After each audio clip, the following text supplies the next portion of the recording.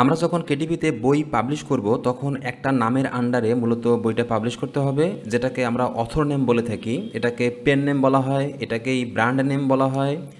তো এই নাম সিলেকশনে আমাদের কিছু ক্রাইটেরিয়া আছে যেগুলো ফলো করতে হবে। আপনি যে কোনো নাম চুজ করতে পারেন, কোনো প্রবলেম নাই। তবে অ্যামাজনের কিছু রুলস আছে নাম সিলেকশনের ক্ষেত্রে। এই বিষয়গুলো, এই রুলসগুলো আমাদেরকে অবশ্যই ফলো করতে হবে। যদি আমরা একটু ভুল করি তাহলে হয়তো আমাদের অ্যাকাউন্টটা সাসপেন্ড হতে পারে, বইটা ড্রাফটে আসতে পারে, অথবা ব্লকড হতে পারে। তো এই বিষয়গুলো এখন আমরা দেখব। আমরা যখন অ্যামাজনে কিওয়ার্ড দিয়ে বই সার্চ করি তখন যে রেজাল্টগুলো আসে, এই রেজাল্টের একদম নিচে মানে টাইটেল সাবটাইটেলের নিচে এই বাইয়ের পরে কিছু সেন্টেন্স বা কিছু নাম বা কিছু টেক্সট থাকে। এটাই মূলত হচ্ছে ব্র্যান্ড নেম বা অথর নেম। হ্যাঁ, প্রত্যেকটা টাইটেল বা সাবটাইটেলের নিচে দেখবেন যে এরকম বাই দিয়ে একটা নাম থাকবে, মানে যে কোম্পানি বা যে অথর বা যে ব্র্যান্ড এর নামের আন্ডারে বইটা পাবলিশ করা হয়েছে, এটাই হচ্ছে মূলত এই নামটা। তো এই নামটা আমরা দুইভাবে দিতে পারি। একটা হচ্ছে ব্যক্তির নাম দিয়ে, মানে আপনি চাইলে যে কোনো পার্সন নামে বা আপনার নিজের নামে বই পাবলিশ করতে পারেন, কোনো প্রবলেম নাই। অথবা আমরা চাইলে কোনো ব্র্যান্ডেবল নাম সিলেক্ট করতে পারি, মানে এমন একটা নাম দিব যেটা একটা ব্র্যান্ডের নাম, মানে কোনো পার্সন নাম না, কোনো ব্যক্তির নাম না। হ্যাঁ, আমরা এই কাজটাও করতে পারি। তবে ব্যক্তির নাম সিলেকশন করার ক্ষেত্রে আমাদেরকে কয়েকটা বিষয় মাথায় রাখতে হবে। আমরা চেষ্টা করব, যেহেতু টায়ার ওয়ান কান্ট্রিকে টার্গেট করে আমরা মূলত কেডিবিতে কাজ করতেছি, বিশেষ করে ইউনাইটেড স্টেটস যে মার্কেটটা আছে, হ্যাঁ, ইউএসএ Amazon.com। তো এই মার্কেটে যে বইগুলো সেল হচ্ছে বা হবে, এগুলো সাধারণত যারা বই কেনে তারা ওই আমেরিকান কোনো নামের আন্ডারে যে বইগুলো পাবলিশ করা হয় এগুলো সাধারণত বেশি তারা ট্রাস্ট করে কিনতে চায়, আমাদের যারা কাস্টমার আছে। তো আমরা চেষ্টা করব এরকম কোনো ইউএসের নাম দিয়ে বই পাবলিশ করতে। যদি আপনি পার্সন নাম দিয়ে বই পাবলিশ করতে চান, মানে এরকম কোনো পার্সন নাম বা ব্যক্তির নামকেই ব্র্যান্ড করতে চান বা অথর নেমে দিতে চান, তাহলে আপনি অবশ্যই ইউএসের নাম সিলেক্ট করার চেষ্টা করবেন। আপনি আপনার নাম সিলেক্ট করতে পারেন, কোনো প্রবলেম নাই, কিন্তু আমার পরামর্শ হচ্ছে আপনি চেষ্টা করবেন এই টায়ার ওয়ান কান্ট্রির কোনো নাম ইউজ করতে, তাহলে এটা বেশি রিয়েলিস্টিক মনে হবে আর ওরা একটু ট্রাস্ট করে। এটা হচ্ছে ব্যক্তির নাম। আর ব্যক্তির নাম সিলেকশনে আমাদেরকে একটু সতর্ক হতে হবে, যেমন কোনো অথরিটি, কোনো প্লেয়ার বা কোনো ক্রিকেটার বা কোনো টিভি স্টার, কোনো মুভি স্টার, এরকম যারা আছে তাদের নাম আমরা ইউজ করতে পারবো না। অ্যাক্টর, অ্যাক্ট্রেস, হ্যাঁ। তো এই বিষয়গুলো মাথায় রাখতে হবে। আমরা চেষ্টা করব যাদের অথরিটি আছে, অনলাইনে প্রেজেন্স আছে, যাদের সোশ্যাল মিডিয়াতে অনেকগুলো ফলোয়ার আছে, হ্যাঁ, তো এই নামগুলো আমরা অবশ্যই অ্যাভয়েড করব। আমরা কোনো জটিলতায় পড়তে চাই না। আমরা একদম সিম্পল, একদম কমন কোনো নাম ইউজ করব, অনলাইনে যার প্রেজেন্স খুবই কম বা নাই বললেই চলে। তো এগুলো আমরা খুঁজে বের করব। এর জন্য যেটা করতে পারি সেটা হচ্ছে ফেক নেম জেনারেটরে আসবো।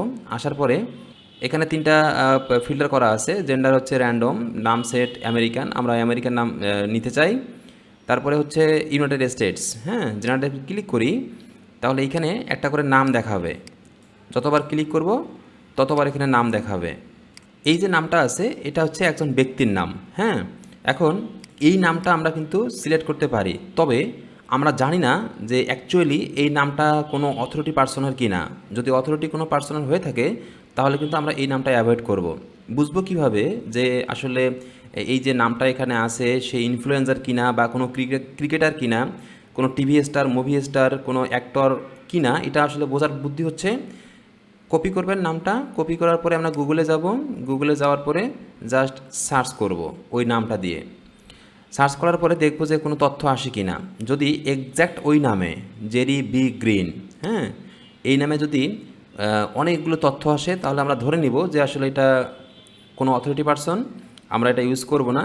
সব থেকে ভালো হয় একদম টেনশন ফ্রি, সেটা হচ্ছে ইমেজ সার্চে যাবেন বা ইমেজে ক্লিক করবেন।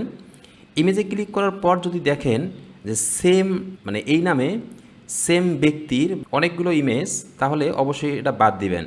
যদি র্যান্ডম ইমেজ দেখেন এবং অল্প কিছু ইমেজ দেখেন তাহলে মনে করবেন যে এটা খুব সাধারণ কোনো ব্যক্তির নাম যার অনলাইনে প্রেজেন্স নাই বা একদম খুবই কম। তো আমরা এরকম নাম চুজ করতে পারি। ঠিক আছে, যদি আমি এক্সাম্পল দেই, যে এক্সাম্পলটা আমি সবসময় দেই, যেমন ডোনাল্ড ট্রাম্প। আপনি ডোনাল্ড ট্রাম্প লিখে সার্চ করেন, দেখেন এখানে একই ব্যক্তির অনেকগুলো পিকচার। তার মানে হচ্ছে ইনি অবশ্যই অথরিটি পার্সন কেউ, যার কারণে গুগলে এতগুলো পিকচার আসছে। হ্যাঁ, আপনি এরকম করে মূলত আমাদেরকে হচ্ছে নামগুলো সিলেক্ট করতে হবে। আমি অ্যাঞ্জেলিনা জোলি লিখে সার্চ করলাম, দেখেন একজনের ছবি দিয়ে এই পুরো ইমেজ অপশনটা ভর্তি হয়ে আছে। তার মানে হচ্ছে ইনি অবশ্যই কেউ অথরিটি পারসন। আমরা এইরকম নামগুলো সাধারণত অ্যাভয়েড করব। এটা যে অ্যাক্টর বা অ্যাক্ট্রেস হবে এমনটা না, এটা যে কোনো স্টার হতে পারে, যে কোনো সোশ্যাল মিডিয়া ইনফ্লুয়েন্সার হতে পারে, ক্রিকেটার হতে পারে, এনিওয়ান হতে পারে। তো এই নামগুলো আমরা অবশ্যই অ্যাভয়েড করব। আমরা চেষ্টা করব সবসময় এরকম কমন নাম ইউজ করতে। এখানে ক্লিক করতেই থাকবেন, প্রত্যেকবার একটা করে নতুন নতুন নাম পাবেন। এই নামগুলো কপি করবেন, কপি করার পরে গুগলে এসে সার্চ করবেন। সার্চ করার পরে দেখবেন যে বেশি সংখ্যক ইমেজ আছে কি না সেম ব্যক্তির। যদি না থাকে তার মানে হচ্ছে এই নামটা আমরা ইউজ করতে পারবো। এটা হচ্ছে ব্যক্তির নাম সিলেকশনের প্রথম পদক্ষেপ। আমরা এরপরে যেটা করব সেটা হচ্ছে এই নামটাকে সিলেক্ট করব, কপি করব। কপি করার পরে আমরা অ্যামাজনে আসব। অ্যামাজনে আসার পরে এখান থেকে আমরা যাব বুকস ক্যাটাগরিতে, জাস্ট সার্চ করব। সার্চ করার পরে অ্যাডভান্স সার্চ নামে একটা অপশন আছে, এইখানে ক্লিক করার পর এই যে অথর নামে যে বক্সটা আছে এইখানে ওই নামটা পেস্ট করে দিব, যে নামটা আমরা গুগলে সার্চ করে দেখলাম যে এটা অথরিটি কোনো পার্সনের নাম না। তারপরে আমরা সার্চে ক্লিক করব। সার্চে ক্লিক করলে কি হবে, এটা হচ্ছে অ্যামাজনের অ্যাডভান্স সার্চ। আমরা যখন অথর নামের বক্সে এই নামটা দিয়ে সার্চ করব, অ্যামাজন আমাদেরকে দেখাবে যে এই নামের আন্ডারে অলরেডি অ্যামাজনে বই পাবলিশ করা আছে কি না। যদি অ্যামাজনে বই পাবলিশ করা থাকে তাহলেও আমরা এই নামটা বাদ দিব। মানে আমরা এমন একটা ইউনিক নাম নিয়ে কাজ করব যে নামটাতে আগে থেকে কখনো বই পাবলিশ করা ছিল না। অ্যামাজনে মিলিয়ন মিলিয়ন বই আছে, কিন্তু স্পেসিফিক ওই নামে কোনো বই নাই। আমরা এইরকম একটা নাম সিলেক্ট করার চেষ্টা করব। সার্চে ক্লিক করলাম, দেখেন নো রেজাল্ট ফাউন্ড বা no result for in books, books ক্যাটাগরিতে স্পেসিফিক ওই নামে কোনো বই নাই। আপনি যদি র্যান্ডম কোনো নাম ইউজ করেন, আমরা একটা এক্সাম্পল দেখি, যেমন হচ্ছে এই নামটা আমরা নিলাম, অ্যাডভেঞ্চার্স অথর। দেখেন এখানে কিন্তু 251টা রেজাল্ট দেখা যাচ্ছে। তার মানে এই নামের আন্ডারে 251টা বই অ্যামাজনে পাবলিশ করা আছে। ঠিক আছে, আমরা যদি এই নামটা দিয়েই বই পাবলিশ করি তাহলে একটু ঝামেলায় পড়তে পারি। তো এত কিছুতে আমরা যাব না, যেহেতু আমাদের কাছে অপশন আছে, আমাদেরকে জাস্ট একটু সময় দিয়ে নামগুলো বাছাই করতে হবে। তাহলে আমরা একদম ইউনিক একটা নাম নিয়ে কাজ করতে পারবো। এটা হচ্ছে পার্সন নেমের ক্ষেত্রে। তবে আমি পার্সন নাম দিতে নিষেধ করি। যখন আমরা ইবুকের কাজ করব তখন হয়তো আমরা পার্সন নাম দিব অবশ্যই, কারণ মানুষ সাহিত্য উপন্যাস টাইপের যে বইগুলো আছে এগুলো কোনো ব্যক্তির কাছ থেকে পড়তে চায়, কোনো ব্র্যান্ডের কাছ থেকে পড়তে চায় না।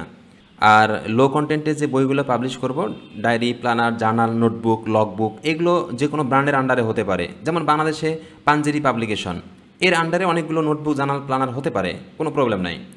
হ্যাঁ, তো আমরা চেষ্টা করব এই লো কন্টেন্ট বিজনেসটাকে একটা ব্র্যান্ড নামের আন্ডারে দাঁড় করাতে। এখানে কয়েকটা কথা আছে, আপনি চাইলে কিন্তু একটা নামের আন্ডারে স্পেসিফিক একটা নিশ রাখতে পারেন। যেমন আপনি ক্যাম্পিং লগবুক বানাচ্ছেন, আপনি একটা নামের আন্ডারে সবগুলো ক্যাম্পিং বা হচ্ছে পিকনিক টাইপের যে নোটবুকগুলো হবে এইগুলো আপনি একটা নামের আন্ডারে দিতে পারেন। যেমন ডেইলি প্ল্যানার, মিল প্ল্যানার, এই টাইপের যে প্ল্যানারগুলো আছে সেগুলো হয়তো আপনি আলাদা একটা অথর নেমের আন্ডারে রাখতে পারেন। মানে নিশভিত্তিক আপনি করতে পারেন। প্ল্যানার একটা নামের আন্ডারে, লগবুক একটা নামের আন্ডারে, কালারিং বুক একটা নামের আন্ডারে। কালারিং বুকের মধ্যে আবার ভাগ আছে, বাচ্চাদের জন্য একটা নাম, অ্যাডাল্টদের জন্য একটা নাম। হ্যাঁ, অ্যাক্টিভিটি বুকের ক্ষেত্রেও সেম, অ্যাডাল্টদের জন্য একটা নাম, কিডসদের জন্য একটা নাম। এইরকম করে আপনি কয়েকটা নাম সিলেক্ট করে প্রত্যেকটা নামে একটা করে ব্র্যান্ড হবে। মানে স্পেসিফিক ওই নাম মানেই হচ্ছে এখানে ভালো ভালো লগ বুক পাওয়া যায়, ভালো ভালো প্ল্যানার পাওয়া যায়, বা ভালো ভালো কালারিং বুক পাওয়া যায়। ঠিক আছে, তো এইরকম করে আমরা একটা ব্র্যান্ড দাঁড় করাতে পারি। একটা সময় গিয়ে দেখা যাবে যে আপনি যদি ভালো করে কাজ করেন, একটা এরকম ব্র্যান্ডকে ফোকাস করে, আপনার যদি মনে হয় যে আমি এই অ্যামাজনে এই ব্র্যান্ডটাকে দাঁড় করাবো, তাহলে আপনার দেখবেন যে একটা সময় মানুষ আপনার নাম দিয়ে সার্চ করবে। হ্যাঁ, যে অমুক ব্র্যান্ডে আমি ভালো বই পাই, অমুক ব্র্যান্ডের জার্নালগুলো ভালো, অমুক ব্র্যান্ডের কালারিং বুকগুলো ভালো। এই জন্য তারা ব্র্যান্ড দিয়ে সার্চ করে কিন্তু অনেক সময় বই কেনে। যেমন আমরা যদি একটা এক্সাম্পল দেখি, যাদের সামান খুব ভালো কালারিং বুক সেল করে এরা, এখন মানুষ কিন্তু ম্যাক্সিমাম এই জাদে সামার দিয়ে সার্চ করার পরে কী হয় জানেন, এখানে দেখেন যে বইগুলো আসছে এগুলো কিন্তু জাদে সামারের বই, এটা একটা ব্র্যান্ড। তো এই যে জাদে সামারকে আমি চিনি কীভাবে, কারণ এরা ব্র্যান্ড দাঁড় করে ফেলেছে। আমি জানি যে এরা শুধু এখন কালারিং বুক সেল করে এবং ভালো ভালো কালারিং বুক সেল করে। তো এরকম আর অনেকগুলো ব্র্যান্ড আছে, ঠিক আছে। তো আমরা যদি রেগুলার কাজ করি, মনোযোগ দিয়ে কাজ করি, ভালো কাজ করি, তাহলে আমাদেরও কিন্তু এরকম কয়েকটা ব্র্যান্ড হয়ে যাবে। এটা হতে পারে কালারিং বুকের জন্য, একটা হতে পারে আপনার প্ল্যানারের জন্য, নোটবুকের জন্য, এরকম হতে পারে। তো আমরা চেষ্টা করব যে ব্র্যান্ড নেম নিয়ে কাজ করতে। ব্র্যান্ড নেম নিয়ে কাজ করার আগে কয়েকটা কথা, আমরা ব্র্যান্ড নেমে কখনো স্পেসিফিক কিওয়ার্ড ইউজ করব না। যেমন আমি এখানে কয়েকটা এক্সাম্পল দিয়েছি। আপনি জার্নাল নিয়ে কাজ করছেন, ক্যাম্পিং জার্নাল ফর মেন, এই নামে আমরা ব্র্যান্ড নেম দিব না। যদি দেই তাহলে বইটা লাইভ হবে না, বা যদি লাইভও হয়েও যায় কিছুদিন পরে আপনার অ্যাকাউন্টটা সাসপেন্ড হবে বা বইটা ব্লকড হয়ে যাবে।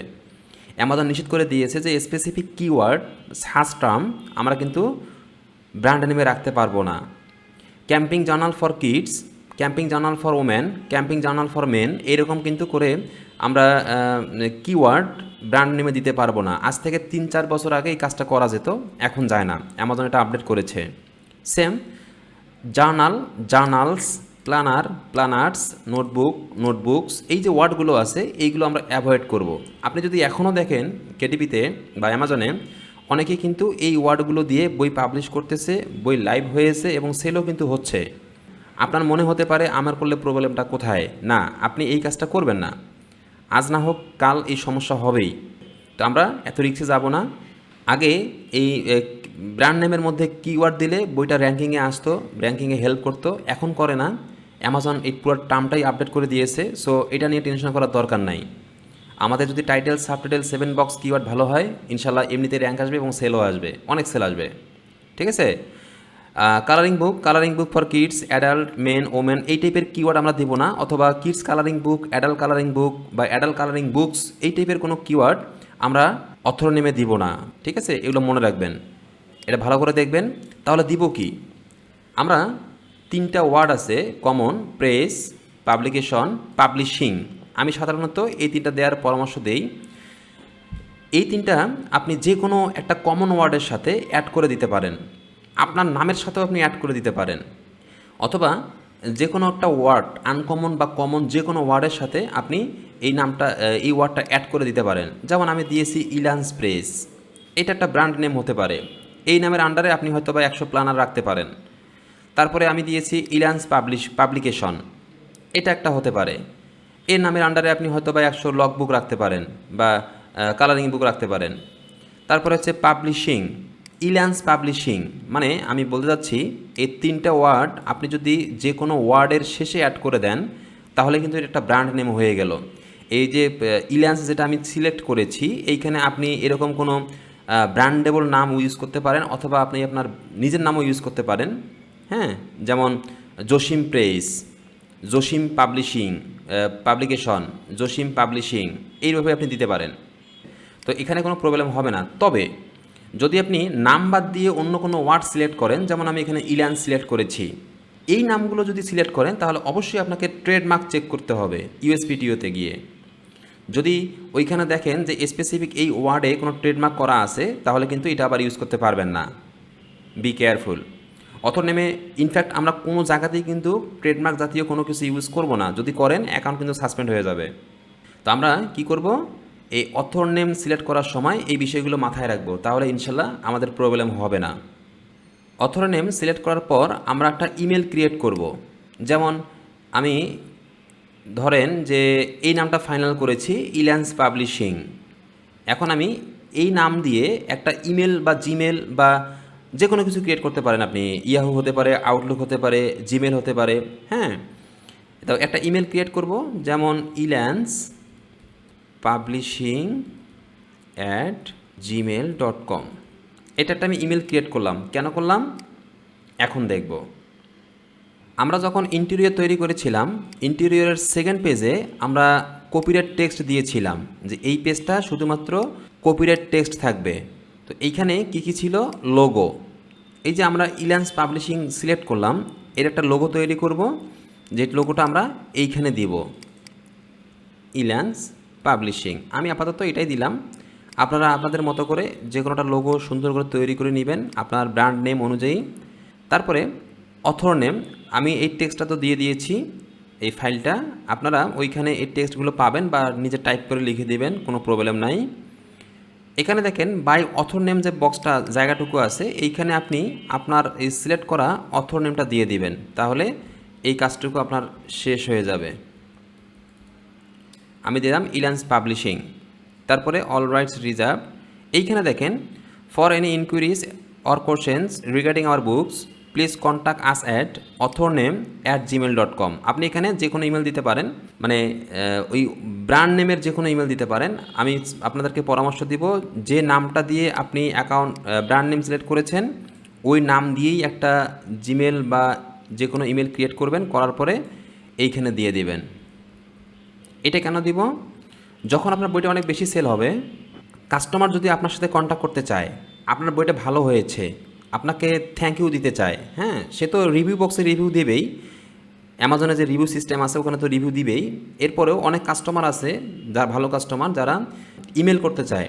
তো আমরা কিন্তু অ্যামাজনে যখন বইটা আপলোড করি তখন কোনো জায়গায় কিন্তু কোনো কন্ট্যাক্ট ডিটেলস দিতে পারবো না, কারণ যদি আমরা কোথাও কন্ট্যাক্ট ডিটেলস দেই আমাদের অ্যাকাউন্ট কিন্তু সাসপেন্ড হয়ে যাবে। বইয়ের ভিতরে আমাদের যে পেজগুলো থাকবে, পেজের যে কোনো জায়গায় যদি আমরা কোনো কন্ট্যাক্ট ডিটেলস দেই তাহলে কিন্তু প্রবলেম নাই, অ্যামাজন এটা দিতে বলেছে, এখানে কোনো সমস্যা নাই।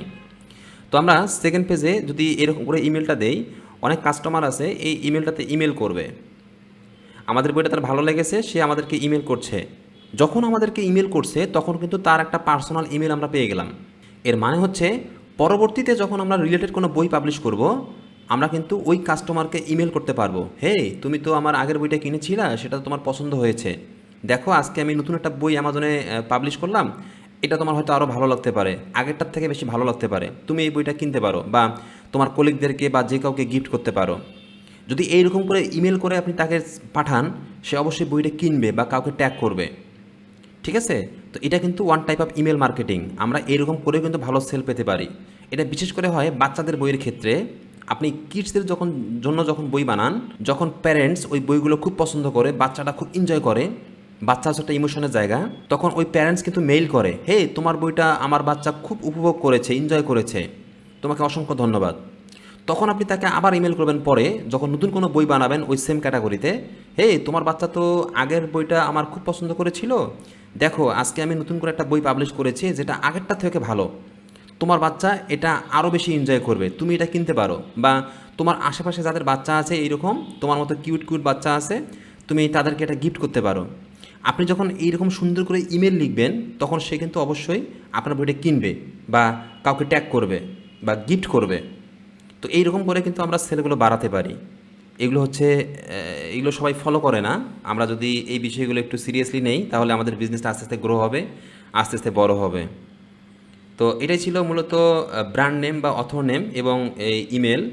তো আমরা এই বিষয়টা মাথায় রাখবো, যখন আমাদের ব্র্যান্ড নেম সিলেক্ট হয়ে যাবে তখন আমরা এই সেকেন্ড পেজ, আমাদের ইন্টেরিয়রের যে সেকেন্ড পেজটা আছে এটা একটু আপডেট করে দিব, দেওয়ার পরে মূলত ফাইনাল সেভ করব।